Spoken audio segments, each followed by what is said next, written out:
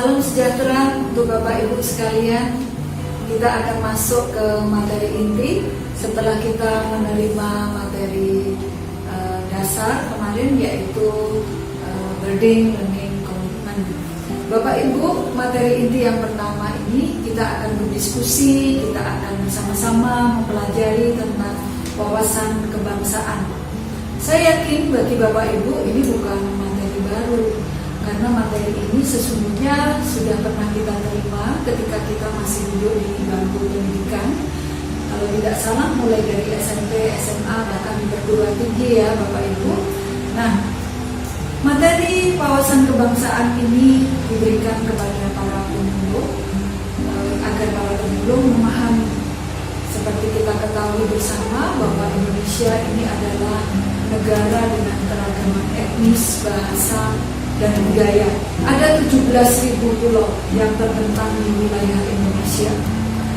Kurang lebih ada 300 kelompok etnik dan atau suku bangsa. Tepatnya ada 1.340 suku bangsa. Mereka berbicara dalam lebih 740 bahasa daerah. Luar biasa Bapak Ibu ya. Nah, seorang penyuluh hendaknya paham betul akan negaranya. Karena kita ini adalah para penyuluh di Indonesia, maka kita harus memahami dengan betul apa sih negara Indonesia itu, seperti apa negara Indonesia itu, apa yang sedang terjadi, apa yang kita miliki di negara Indonesia, dan semuanya akan menjadi kebanggaan bagi kita para penyuluh agama. Bapak Ibu yang saya hormati, kita akan membahas sedikit pengertian dari wawasan kebangsaan. Wawas itu berasal dari kata dasar wawas ya. Wawas itu adalah tinjauan, pandangan, dan dapat juga berarti konsepsi cara pandang ya. Jadi wawasan itu adalah mewawas, hasil dari mewawas, hasil dari penglihatan kita. Sedangkan kebangsaan berasal dari kata bangsa, yang berarti kelompok masyarakat yang bersamaan asal keturunan, adat, bahasa, dan sejarahnya, serta berpemerintahan sendiri. Sedangkan kebangsaan mengandung arti ciri-ciri yang menandai golongan bangsa, perihal bangsa, mengenai pertalian antar bangsa itu, kemudian kesadaran diri sebagai warga dari suatu negara. Ini menurut Kamus Besar Bahasa Indonesia. Nah, kemudian apa itu wawasan kebangsaan? Kalau tadi kita sudah mempelajari apa itu wawasan, apa itu kebangsaan, kemudian sekarang kita mencari pengertian dari wawasan kebangsaan, yaitu cara pandang bangsa Indonesia mengenai diri dan lingkungannya, mengutamakan persatuan dan kesatuan bangsa serta kesatuan wilayah yang dilandasi Pancasila, Undang-Undang Dasar 1945, Bhinneka Tunggal Ika, dan NKRI, yang ini menjadi 4 konsensus bangsa Indonesia. Nah, pergeseran makna membangun bangsa ada pada zaman penjajahan dan ada di zaman setelah kemerdekaan. Pada zaman penjajahan sebelum kita merdeka, membangun bangsa itu dengan merebut kemerdekaan, dengan menggunakan senjata yang ada yang sederhana, bahkan menggunakan bambu runcing. Tetapi setelah kemerdekaan, maka yang harus kita upayakan dalam membangun bangsa adalah mengisi kemerdekaan dengan ide-ide yang kreatif. Sesuai ajaran Bapak bangsa kita, Bung Karno, ya, negara ini, negara Indonesia bukan milik golongan, bukan milik satu agama, bukan milik satu etnik, grup-grup etnik tertentu. Tetapi bangsa Indonesia ini, negara Indonesia ini adalah milik seluruh perangkat bangsa yang ada, dari Sabang sampai Merauke. Tidak penting apapun agama atau suku Anda. Kalau Anda bisa melakukan sesuatu yang baik untuk semua orang, orang tidak pernah bertanya apa agama Anda, kata Gus Dur. Kami menggoyangkan langit, menggemparkan darat, menggelorangkan samudra, agar tidak jadi bangsa yang hidup hanya dengan 2,5 sen sehari, bangsa yang kerja keras, bukan bangsa tempe, bukan bangsa kuli, bangsa yang rela menderita demi pembelaan cita-cita.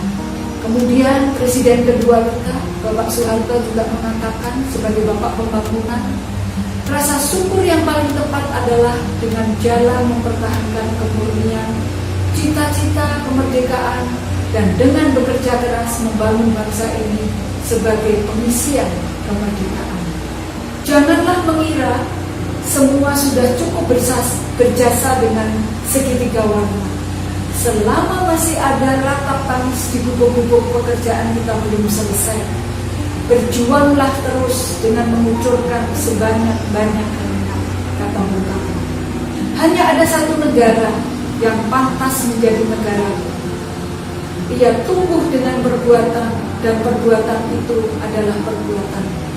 Kita juga melihat banyak sekali ajaran para pejuang bangsa. Ada Sultan Syahrir yang mengatakan, dan banyak semangat kebangsaan yang dipikul oleh perasaan keadilan dan kemanusiaan yang dapat mengantar kita maju dalam sejarah dunia. Muhammad Hatta atau Bung Hatta juga mengatakan, pahlawan yang setia itu berkorban, bukan buat dikenal namanya, tetapi semata-mata untuk membela cita-cita. Kemudian ada juga ajaran dari Jenderal Besar Sudirman, robek-robeklah badanku, potong-potonglah jasad ini, tetapi jiwaku dilindungi benteng merah putih. Akan tetap hidup, tetap menuntut bila siapapun lawan yang aku hadapi. Ibu Kartini juga mengatakan banyak hal yang bisa menjatuhkanmu, tapi satu-satunya hal yang benar-benar dapat menjatuhkanmu adalah sikapmu sendiri. Banyak sekali Bapak Ibu petuah dari para pejuang bangsa. Lalu bagaimana kita memaknai wawasan kebangsaan di era baru saat ini?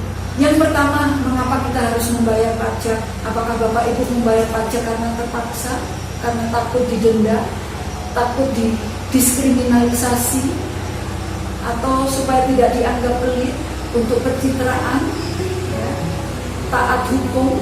Slogan pajak adalah orang bijak taat pajak. Kemudian, mengapa tidak buang sampah sembarangan? Apa karena tidak ingin mengotori lingkungan, takut menyebabkan banjir, memberi contoh untuk orang lain, takut kena denda, atau taat hukum? Mengapa tidak korupsi?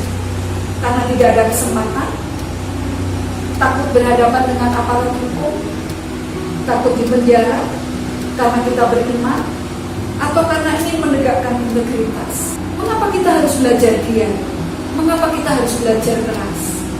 Apakah kita ingin menjadi juara supaya dapat promosi jabatan, supaya banyak uang, takut sama guru, supaya jadi idola di sekolah, supaya menyenangkan orang tua? Bapak Ibu, banyak hal sudah dilakukan oleh masyarakat Indonesia, baik masyarakat Indonesia yang memang berada di Indonesia, berasal dari Indonesia, bahkan juga masyarakat yang tinggal di Indonesia tapi warga negara asing.